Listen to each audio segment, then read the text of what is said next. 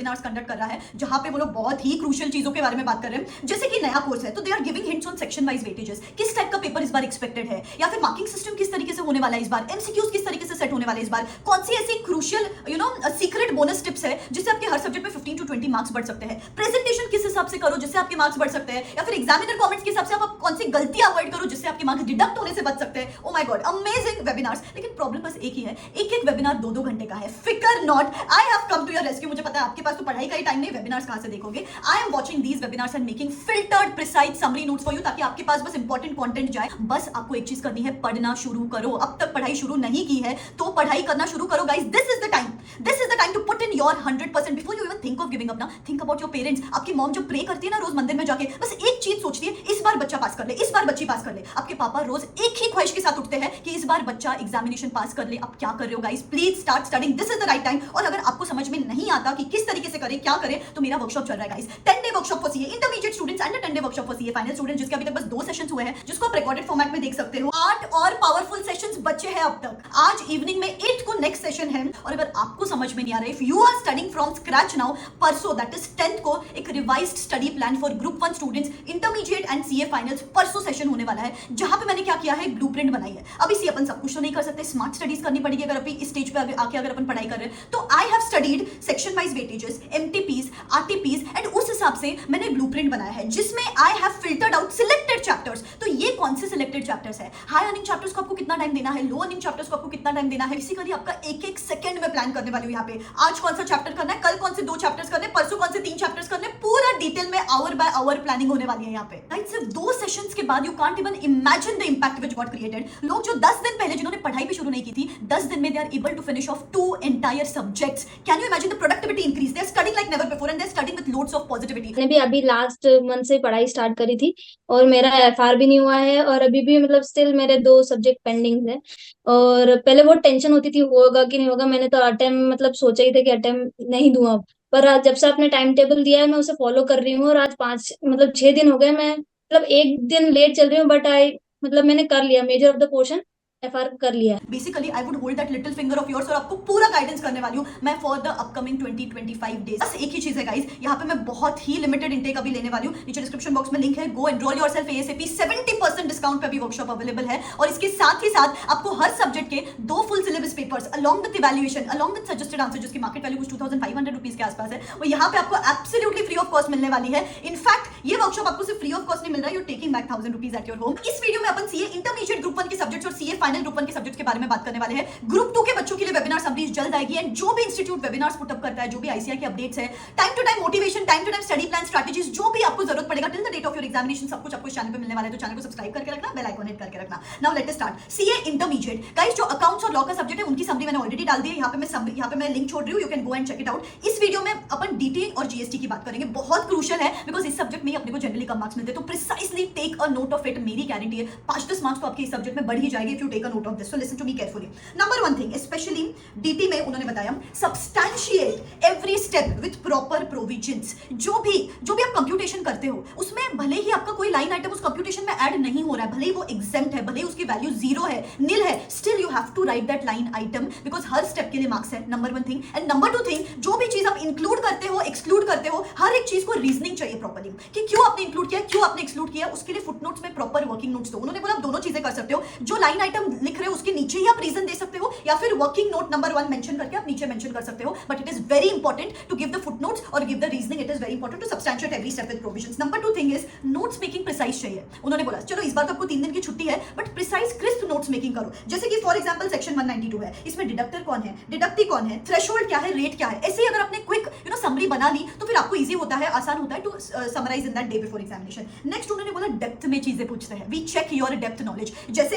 87A rebate की conditions क्या है, रेसिडेंट चाहिए, फिर वो इंडिविजुअल को एप्लीकेबल है क्या, एओपी को एप्लीकेबल है क्या, बीओआई को एप्लीकेबल है क्या, छोटी छोटी चीजों पे they test you. So go into the depth of the things. Step marking का मैंने आपको बताया। एमसीक्यूज वो छोटी चीजों पे टेस्ट करते हैं, जैसे केस सिनेरियो बेस्ड एमसीक्यूज आएगा, बट थ्रेशोल्ड क्या है, लिमिट्स क्या है, रेट्स क्या है, they check you on the basis of this. Dates क्या है, सॉरी रेट्स तो जनरली नहीं पूछते वो, तो डेट्स, थ्रेशोल्ड, लिमिट्स, इस बेसिस पे आपको जनरली क्वेश्चंस आते हैं। तो take a note of it, इसका एक चार्ट ही बना लो और रेगुलर बेसिस पे रिमाइंड करते रहो खुद को। एमसीक्यूज के लिए there is no reasoning required. अभी डिफॉल्ट टैक्स रेजिम 115 BACA ये अज्यूम करके रखो आप, लेकिन if nothing is mentioned in the question, उन्होंने बोला आपको बोथ टैक्स रेजिम के हिसाब से सोल्यूशन देना है एंड फिर आपका कंक्लूजन देना है कि विच इज बेटर, तो फिर it is important to take a note of it because ये नई चीज है इस बार। क्वेश्चन नंबर 1 15 मार्क्स का रहेगा, एमसीक्यूज 15 मार्क्स के रहेंगे और जो बचे हुए क्वेश्चन रहेंगे वो 10 मार्क्स के रहेंगे। नेक्स्टली जीएसटी में उन्होंने बताया chapter 1 to 4, chapter number 1 to 4 में से 50 to 60% का आने वाला है एग्जामिनेशन में, तो take a note of it. Place of supply and accounts and records, indirectly उन्होंने बोला कि ये दो नए चैप्टर्स एडेड है, इसमें से high chances that the question might be asked this time.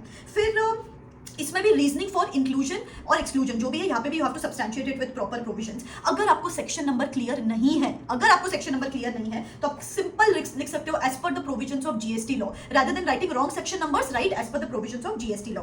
फिर उसके बाद छोटी छोटी चीजें वो लोग आपको टेस्ट करते हैं, जैसे कि turnover limit for composition levy क्या है बेटा, क्विकली मुझे कमेंट सेक्शन में कमेंट करके बताओ। गुड्स के लिए कंपोजिशन लेवी का टर्नओवर लिमिट क्या है, सर्विसेज के लिए क्या है, क्विकली मुझे कमेंट सेक्शन में कमेंट करके बताना। एंड उसमें भी स्पेशल कैटेगरी स्टेट्स के लिए कुछ रूल डिफरेंट है, तो फिर उस चीज में क्या है, कौन सा है स्पेशल कैटेगरी स्टेट्स, तो ऐसी छोटी छोटी चीजों के बारे में वो आपको टेस्ट करते हैं। ये तो प्रिसाइजली उन्होंने बताया कंपोजिशन लेवी के बारे में, ऐसे ही आपको डेप्थ में चीजें पूछ सकते हैं, तो take a note of little things this time. 3 दिन की छुट्टी है, so you have to be very aware of the common things, of the normal things. जो एमसीक्यूज होते हैं वो लेंदी आते हैं, उन्होंने बोला टैक्स लायबिलिटी तक हम चीजें पूछते हैं, तो एमसीक्यूज को भी रेगुलरली प्रैक्टिस करना है। और जो क्वेश्चन नंबर 1 रहता है 15 मार्क का क्वेश्चन, वो एक्सट्रीमली लेंदी होता है, तो उसको भी रिटर्न प्रैक्टिस करके देखो। उन्होंने बोला 15 मार्क के क्वेश्चन के लिए आपको 30 मिनट्स डेडिकेट करना है, जो क्वेश्चन नंबर 1 है ना उसको 30 मिनट्स डेडिकेट करना है आपको। So this is about DT and ID team. मैंने ऑलरेडी लॉ और ऑडिट का, लॉ और अकाउंट्स का पुटअप किया हुआ है ग्रुप 2 के स्टूडेंट्स के लिए, मैं जल्द बताऊंगी। Now CA intermediate students if you want to leave you can.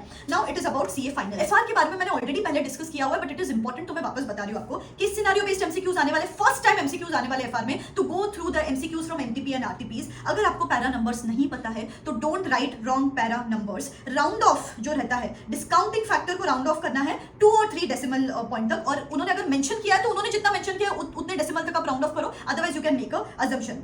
Alternative solution है अगर किसी पर्टिकुलर सॉल्यूशन का, तो ऑल्टरनेटिव सॉल्यूशन देखिए अजम्पशन भी दे सकते हो। क्वेश्चन पेपर पैटर्न रहेगा 30 मार्क के एमसीक्यूज, 15 मार्क के 2 मार्क के पर एमसीक्यू रहेगा। क्वेश्चन नंबर 1 कंपलसरी रहेगा और रेस्ट ऑफ द क्वेश्चन जो 6 क्वेश्चंस रहेंगे, 6 क्वेश्चंस देंगे वो आपको 14 मार्क्स के, लाइक दैट।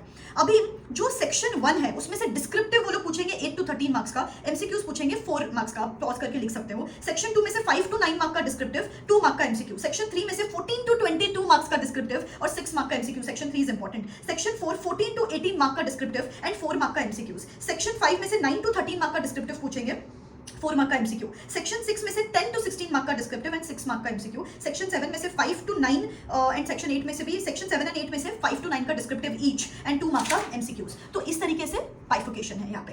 फिर उन्होंने बताया accounting standards do not form the part of syllabus because यहाँ पे इन डेज है, बट सर्टन अकाउंटिंग स्टैंडर्ड्स जैसे अकाउंटिंग स्टैंडर्ड 7, 9, 19, 22, यहाँ पे वो लोग आपको पूछ सकते हैं difference between accounting standards and in days, important है।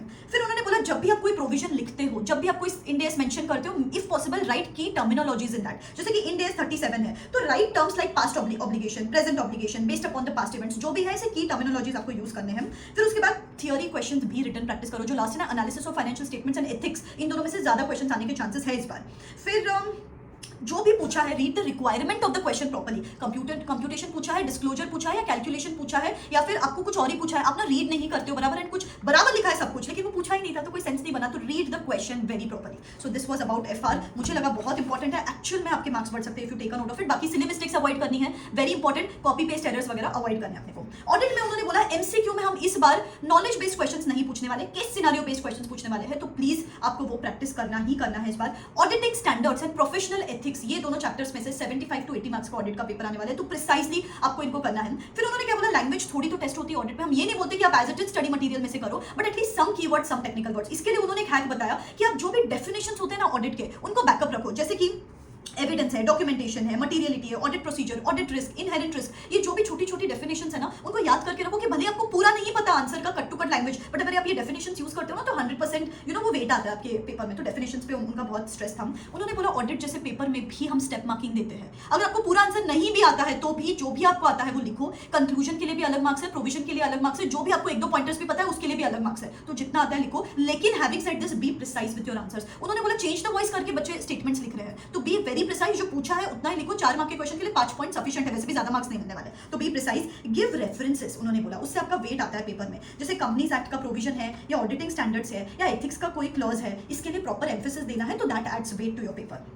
प्रेजेंटेशन कैसे होना चाहिए, पहले प्रोविजंस लिखो, देन कोरिलेट जो पूछा गया है केस विद द प्रोविजन, फिर उसके बाद कोरिलेट करो, फिर उसके बाद आपको कंक्लूजन देना है। जो भी की पॉइंट्स है उनको हाईलाइट करो एंड एग्जांपल्स अगर दे सकते हो तो और अच्छा है। फ्लो चार्ट्स मत ड्रॉ करो, अपने को पढ़ाई करने की आदत है फ्लो चार्ट फॉर्मेट में, इसलिए अपने को लगता है फ्लो चार्ट ड्रॉ कर सकते हैं, दैट्स नॉट नेसेसरी। आपको डिस्क्रिप्टिव पेपर है, लिखना है आपको यहाँ पे, and if possible write in bullet points में आंसर लिखते हो तो that is useful for the examiner as well. सारांश आप प्रेफर कर सकते हो फॉर एसेज, उन्होंने स्पेसिफिकली बताया। 46 engagement and quality control standards में से चैप्टर 1 to 11 में से 52 to 62 मार्क्स का आएगा। तो आप सोचो कितना वेटेज, अभी आपको डिसाइड करना है कि आपको उसको कितना मार्क्स देना है। प्रोफेशनल एथिक्स का वेटेज इस बार बढ़ गया है फ्रॉम 16 मार्क्स टू 20 मार्क्स, तो उसको भी प्रॉपर्ली आपको करना है, ठीक है। आप सोचो कितना इंसाइट मिला आपको कि मुझे कौन से एरिया पे ज्यादा फोकस करना है, मुझे मेरा प्रेजेंटेशन कैसे करना है, कौन सी मिस्टेक अवॉइड करनी है। एफआर में उन्होंने सेक्शन वाइज डिस्क्रिप्टिव और एमसीक्यूज का भी बाइफिकेशन बताया। तो क्रूशियल बातें हैं, आपको पता नहीं होती है, लेकिन ये बातें नोट डाउन करके आपके हर सब्जेक्ट में 5 to 10 मार्क्स बढ़ जाते हैं, ठीक है। सो या take a note of it. बहुत सारे वीडियोस आपको हेल्प करने के लिए चैनल पे जल्दी आते रहेंगे, बस आपको पढ़ाई करते रहना है and believe in yourself. This is me signing out, wish you all the best.